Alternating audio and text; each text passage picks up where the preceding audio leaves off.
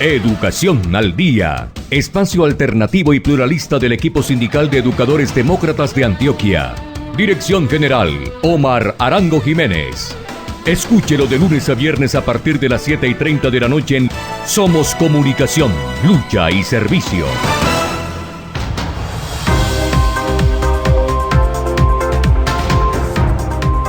Hola, ¿qué tal, amables oyentes de Educación al Día? Muy buenas noches. Les recordamos que este es el espacio radial del equipo sindical de educadores demócratas del departamento de Antioquia. Mi nombre es Karina Arango Carbonó y hasta ahora les doy la bienvenida a este espacio radial para la educación y temas de actualidad. A esta hora saludamos a quienes nos sintonizan a través de www.educacionaldia.com.co, también a través de nuestro canal de YouTube Educación al Día. Bienvenidos.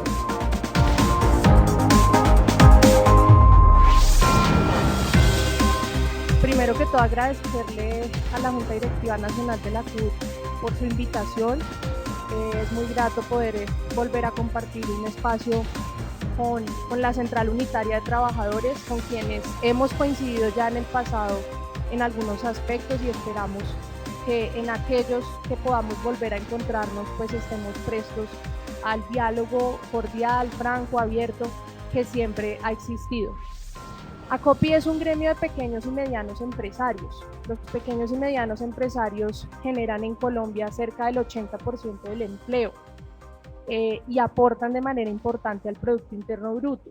Creo que también de ahí ha nacido parte del buen relacionamiento que hemos tenido y la importancia de seguir cuidando a este tejido empresarial que aún tiene muchas dificultades económicas a nivel nacional. Lo segundo que quisiera mencionar, pues, es que nos dieron pues una temática un poco amplia.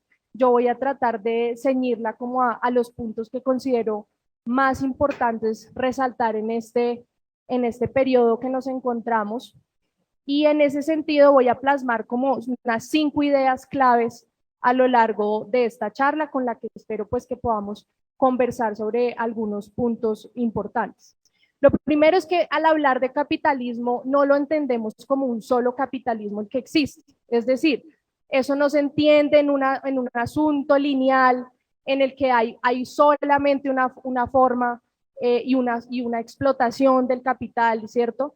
Sino que a lo largo del desarrollo de la historia se han consolidado distintos escenarios y procesos de evolución de ese capitalismo y formas existentes de producción previas al capitalismo.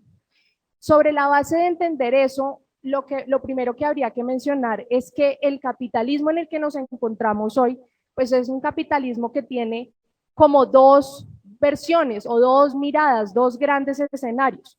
Un escenario que es aquel que hemos mencionado como la globalización neoliberal, ¿cierto? Que es ese capitalismo creciente y liderado por Estados Unidos principalmente y algunas otras potencias, pero que no tienen la preponderancia de Estados Unidos a nivel global.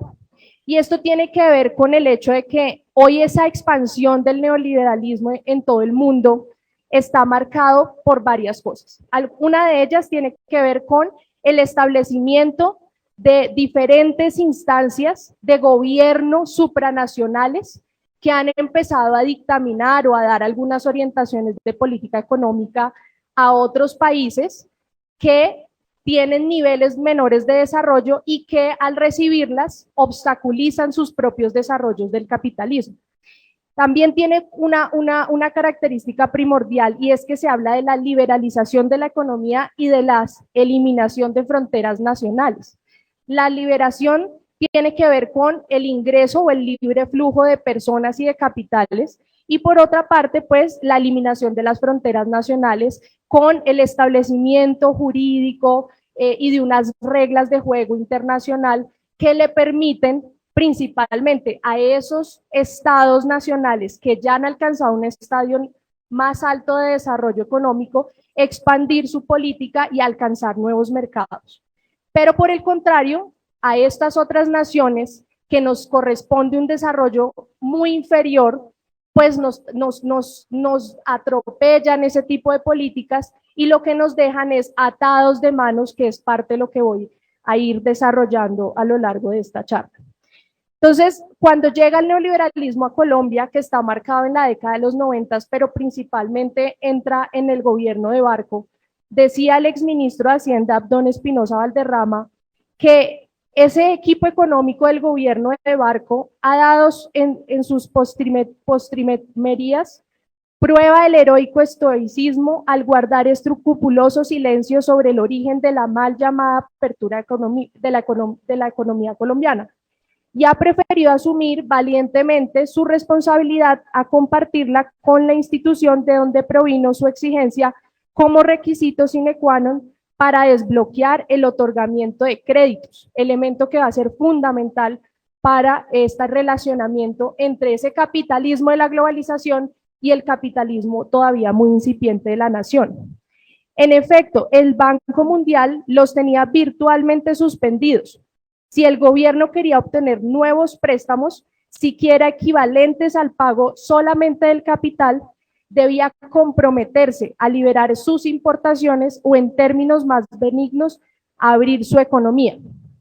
Y dice, anteriores experimentos de esa liberación de importaciones, también impuestos desde afuera, como supuestos requisitos de la aceleración del desarrollo, tuvieron adversos resultados: estrangulamiento exterior en 1966 y recesión económica en el 81 y el 82.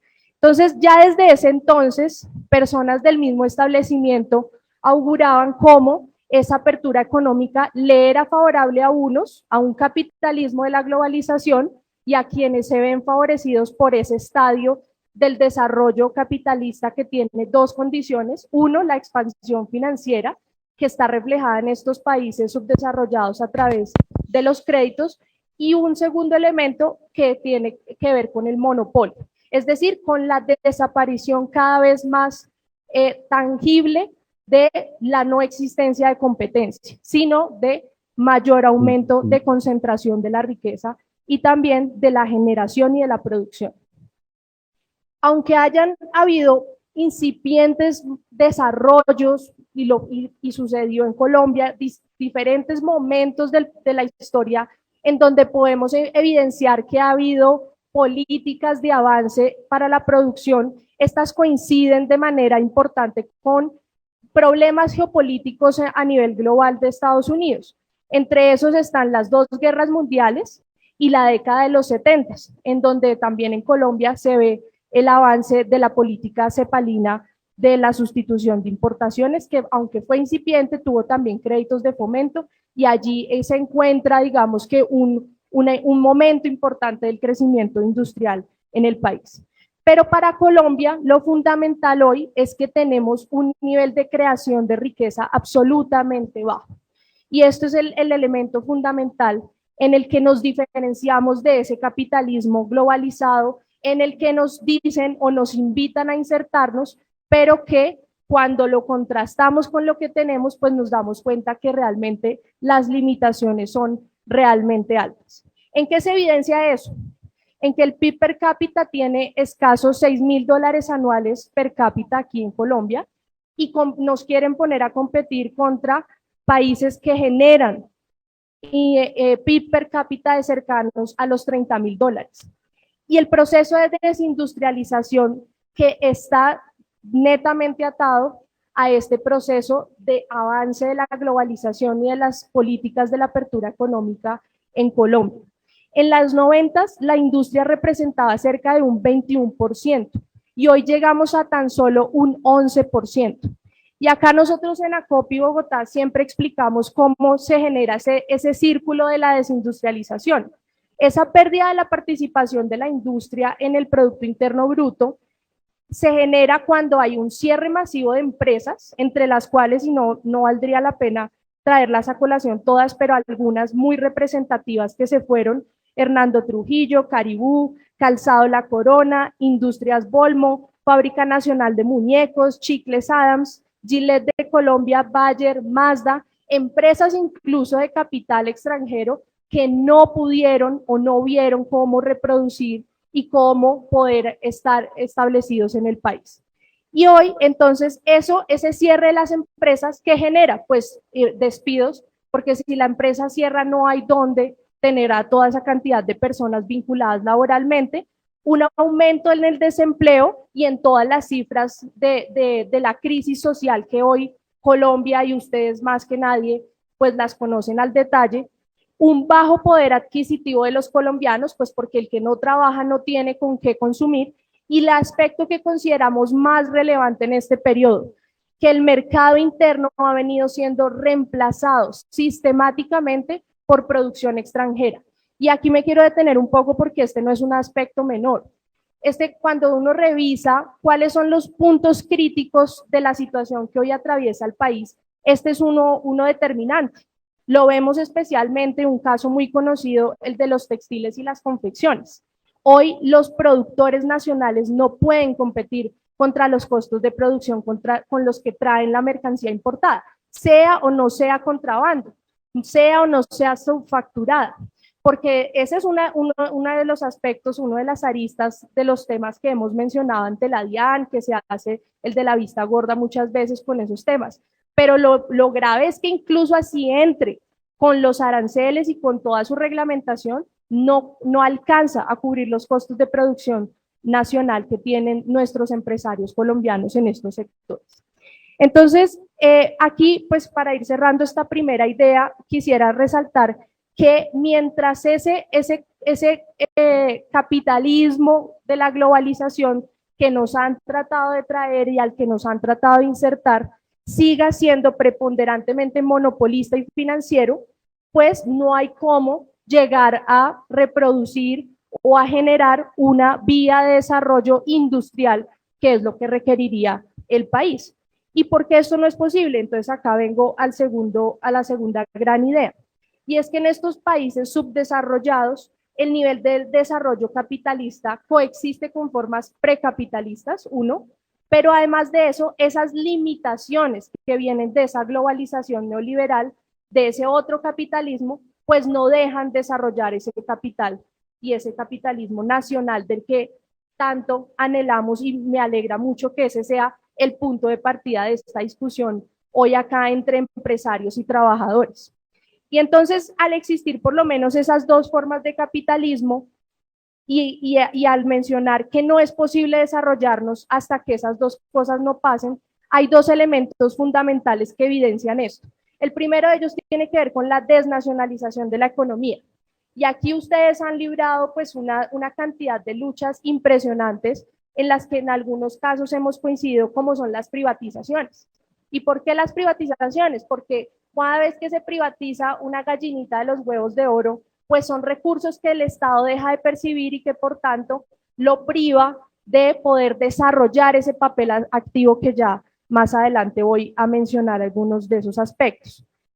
Lo segundo es la llegada del capital extranjero en aspectos determinantes de la economía, con un papel cada vez más preponderante, y la implementación de los tratados de libre comercio, que nosotros no es que creamos que no hay que comerciar con el mundo.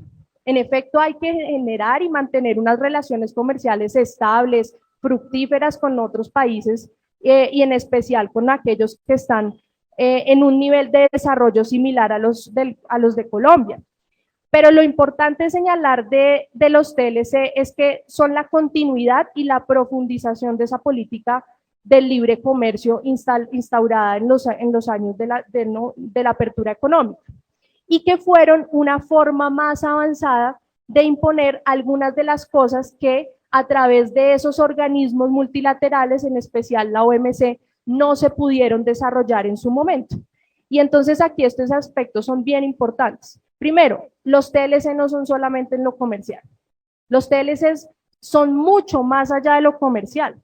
Tienen implicaciones amplias en todo el país. Es más, dice ahí que todo incluye todo menos lo que esté explícitamente excluido. Es decir, que si el aire no está mencionado, que si el agua no está mencionada, de ahí para adelante todo está incluido. Y lo que se prometió, que es el segundo aspecto de los TLC, es que lo que se nos prometió nunca se cumplió. Los resultados hoy no son buenos y limitan y constriñen el desarrollo del capitalismo nacional. Por un lado, porque se incumplió la promesa de diversificar la canasta exportadora, entre otras porque se ha venido sembrando una idea de que podemos vivir a punta de exportaciones, y lo cierto es que mientras tengamos el mercado interno reemplazado, para ellos seguirá siendo más fácil traernos productos importados que nosotros ponernos a producir. Y por otra parte, el capítulo de las inversiones, que es una protección enorme a las grandes corporaciones multinacionales, les brindó trato de nacionales a empresas internacionales que pueden venir, y esto, por ejemplo, limita una propuesta muy grande que hemos realizado desde ACOPI, que son las compras públicas. En las compras públicas, que son todos aquellos abastecimientos que puede hacer el Estado a través de sus diferentes ministerios y entidades, no podemos darle un trato preferencial a empresas que tengan niveles de producción local, sino que tenemos que darles un trato igualitario a todas las empresas extranjeras. Y prohíbe, por supuesto, dar requisitos de desempeño, que son esto que acabo de mencionar, y establece mecanismos de solución de controversias mediante arbitraje internacional, pasando por encima pues, de toda la legislación nacional. Incluso ya en el TLC en la Unión Europea tenemos varias demandas que si llegan a fallar en contra de Colombia, pues también ahí se va una buena parte del erario del país. Una tercera idea fundamental: el papel del Estado en el desarrollo capitalista no puede ser un papel secundario, tiene que ser un papel activo, no solamente de regulación, sino de tener una incidencia y una promoción en la mayor productividad. Aquí voy a poner, no me voy a detener mucho en esto porque creo que es un aspecto que ustedes tienen muy claro, y solamente voy a hacer mención a un ejemplo: el Internet. ¿Cómo nace el Internet? El Internet es un invento de las Fuerzas Armadas norteamericanas, que después es trasladado al sector privado y potencializado y desarrollado en todo lo que hoy hemos visto que son las aplicaciones y todo lo que hoy nos hace estar en un mundo hiper mega conectado. Entonces, solamente para mencionar eso, la inversión, el conocimiento, la tecnología puesta al servicio del sector privado, pero desarrollada o impulsada a través del Estado. Eso tiene que ver con educación pública y gratuita, eso tiene que ver con el fomento de la ciencia y la tecnología en un país que quiera impulsar sus sectores estratégicos y sectores que sean intensivos en conocimiento y en tecnología. Un cuarto elemento: la inversión extranjera. A Colombia llega principalmente inversión extranjera que no le sirve al país. ¿Por qué llega principalmente esa inversión extranjera? Porque es inversión que llega y se va rápidamente. Es esa inversión que llaman capital golondrina.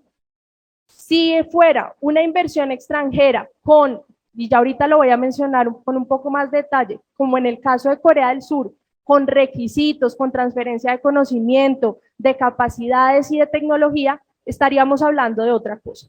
Y esa es otra promesa incumplida del TLC.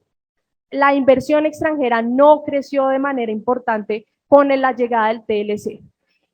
El otro aspecto fundamental que lo quiero mencionar: en el TLC se contienen definiciones que jamás han sido aceptadas por países desarrollados en cuanto a la inversión extranjera, pero que a nosotros, a través de un tratado de libre comercio, sí aceptamos y dejamos que nos condicionen cómo llega o no llega la inversión extranjera, es más, limitándonos la posibilidad de decidir a qué llega o a qué sectores estratégicos o no podría llegar esta inversión.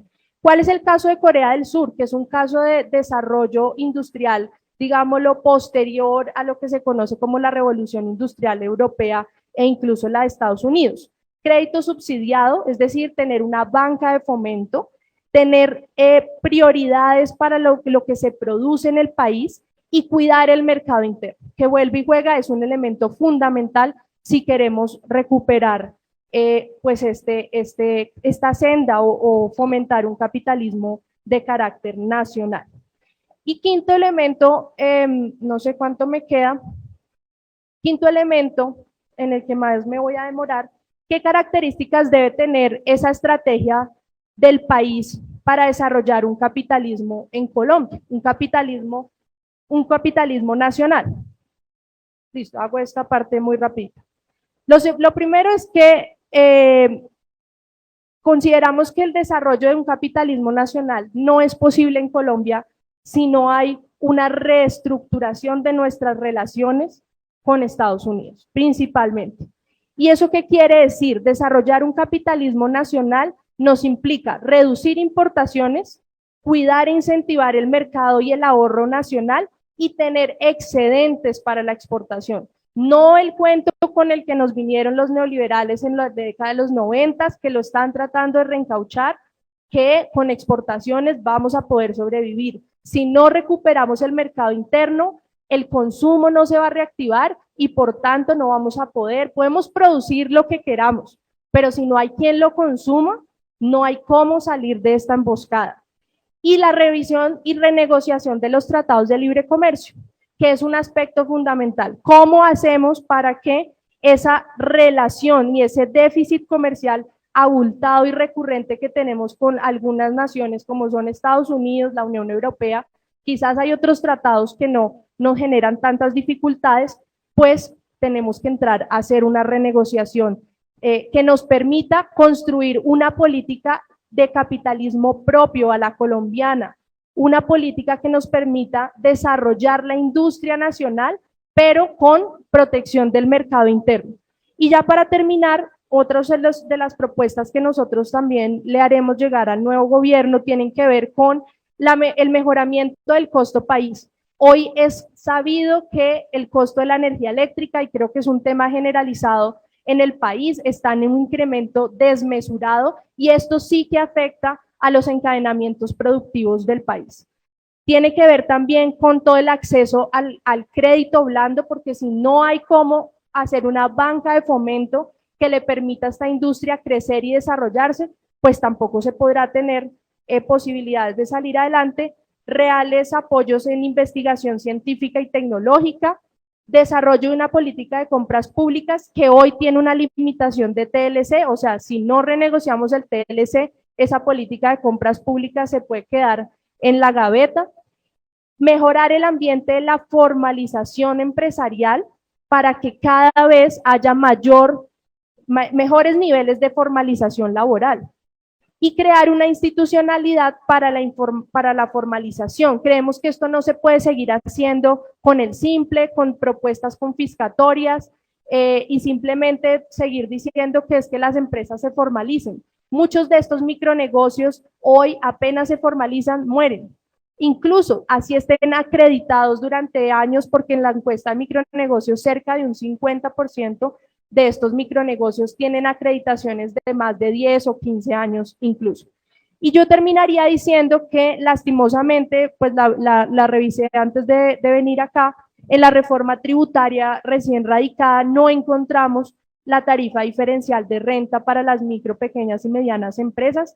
Esperamos que en el curso legislativo se pueda incluir, pero esperamos también que la CUT sea pues un aliado indispensable para que esto sea una realidad, ya que en el gobierno Duque lo que hicieron y en medio de la pandemia fue incrementarnos la tarifa de renta, al contrario de reducirla y buscar que cada vez sean por esta vía también más empresas las que puedan estar formalizadas y generando empleo bien remunerado a través de sectores estratégicos de la economía como es la industria y por supuesto a través de la renegociación de los tratados de libre comercio, que ha sido una pelea en la que nos hemos encontrado empresarios y trabajadores de todas las ramas y en la que esperamos volver a confluir.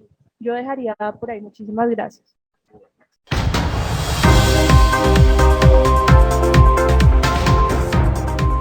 Amables oyentes, hemos llegado al final de nuestro programa Educación al Día. Les recordamos que este es el espacio radial del equipo sindical de educadores demócratas del departamento de Antioquia. Les recuerdo que soy Karina Arango Carbonó y agradecemos a todos por su sintonía. Les recordamos que nos pueden escuchar de lunes a viernes a través de www.educacionaldia.com.co de 7:30 de la noche a 8:30. También pueden sintonizarnos a través de nuestro canal de YouTube. Feliz noche para todos. Educación al Día, espacio alternativo y pluralista del equipo sindical de educadores demócratas de Antioquia. Dirección General, Omar Arango Jiménez. Escúchelo de lunes a viernes a partir de las 7:30 de la noche en Somos Comunicación, Lucha y Servicio.